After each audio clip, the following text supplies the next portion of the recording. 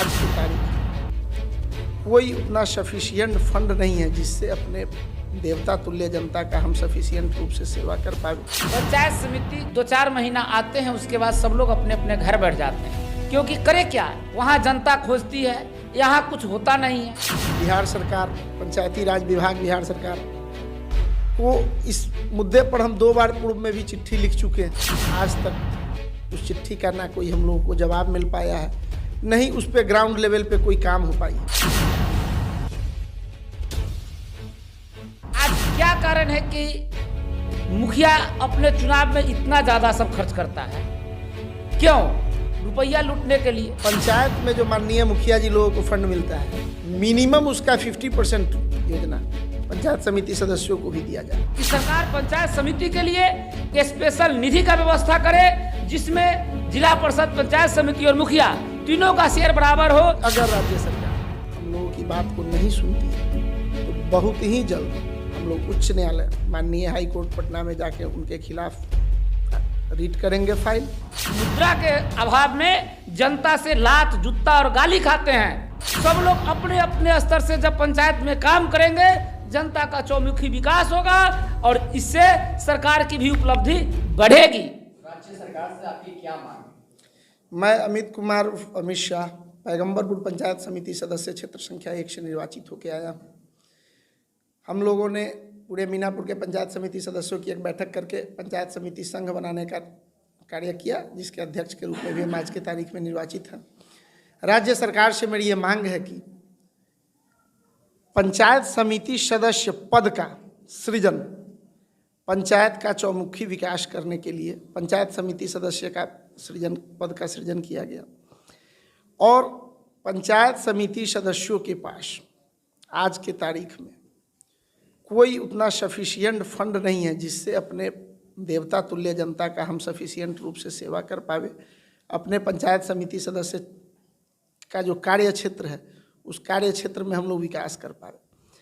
जनता, जो पंचायत की देवता तुल्य जनता है, बड़ी काफ़ी उम्मीद के साथ हम लोगों को वोट करती है कि इस बार हमारे पंचायत समिति सदस्य हमारे पंचायत में विकास की गंगा बहाएंगे। हम सभी लोग जब चुनाव में जाते हैं, चुनाव लड़ते हैं, तो अपने देवता तुल्य जनता को ये उम्मीद जगाते हैं कि आप हमें वोट करिए, हम लोग चुनाव जीतेंगे, पंचायत में विकास की गंगा बहाएंगे।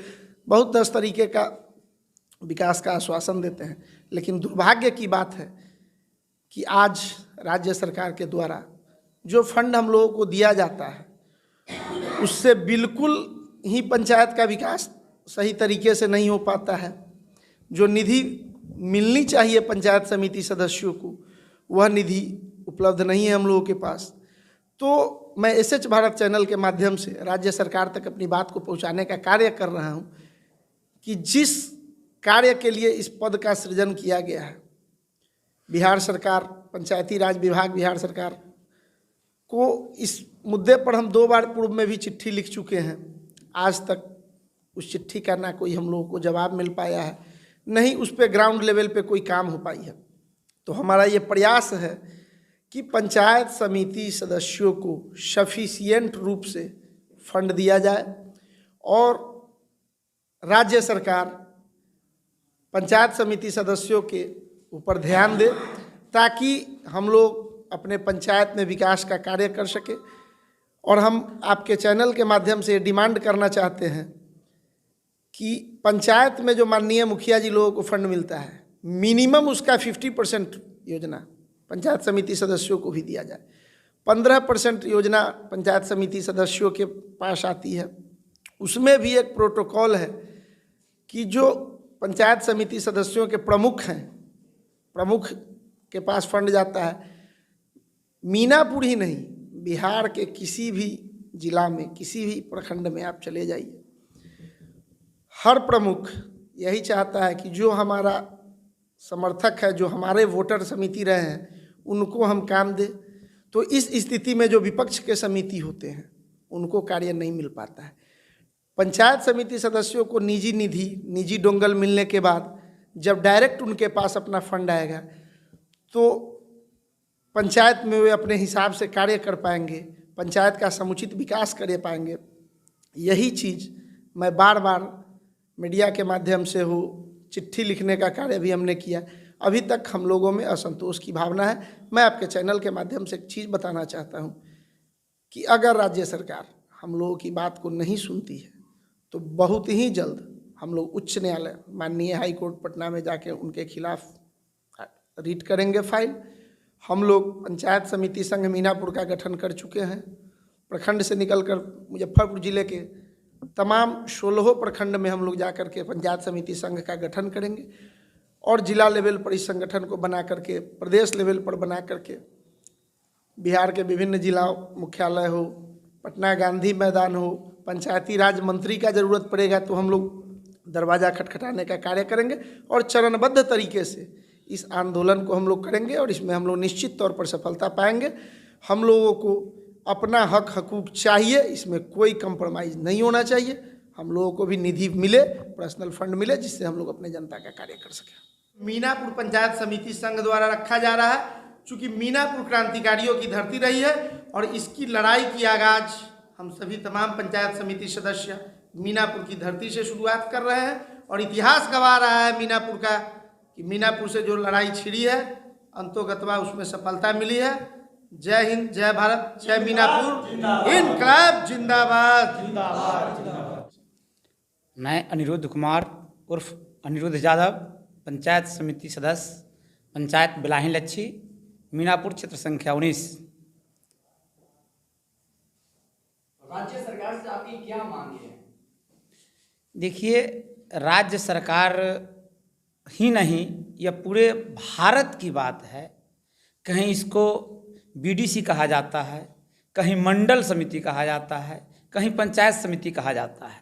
हम पंचायत समिति का चुनाव जीते हैं, लेकिन सबसे बड़ी विडंबना है कि सरकार यह पद तो सृजित कर दी कि पंचायत समिति भी हो जो प्रखंड लेवल पर काम करे, प्रखंड लेवल से अनुशासनात्मक काम करे और प्रत्येक पंचायत में क्षेत्र के हिसाब से पंचायत समिति का निर्धारण किया गया।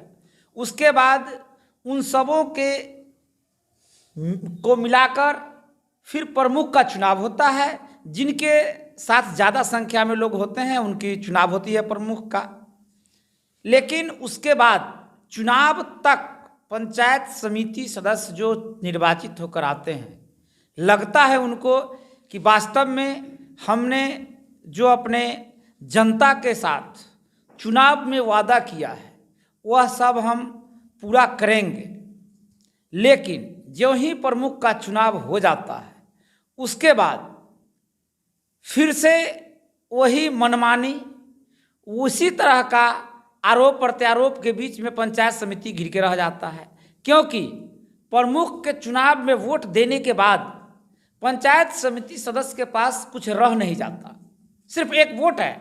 आप 5000 जनता के बीच से चुन के आइए, अपना एक वोट प्रमुख को दीजिए, प्रमुख बनाइए, फिर उसके बाद आपका कोई अस्तित्व नहीं। यही खेला पूरे भारत सरकार, पूरे भारत देश में है और भारत सरकार भी जानती है इस चीज़ को। लेकिन इसको उपेक्षा के दृष्टि से हमेशा सरकारें देखती है, लेकिन ऐसा नहीं करना चाहिए। जो भी फंड हमारे प्रमुख के माध्यम से आता है वही चीज़ अगर प्रमुख हो ठीक है, लेकिन वही निधि प्रत्येक पंचायत समितियों के बीच में निर्धारित कर दिया जाए और उनका समायोजन पंचायत समिति सदस्य के मार्फत से किया जाए, उनको उसके हिसाब से खर्च किया जाए, ताकि अपने अपने क्षेत्र के हिसाब से लोग अपना जो है एस्टीमेट बनाए, हिसाब से लोगों के जीविकोपार्जन का साधन उपलब्ध कराए, जिससे जनता खुश हो। दूसरी चीज़ है मॉनिटरिंग पावर।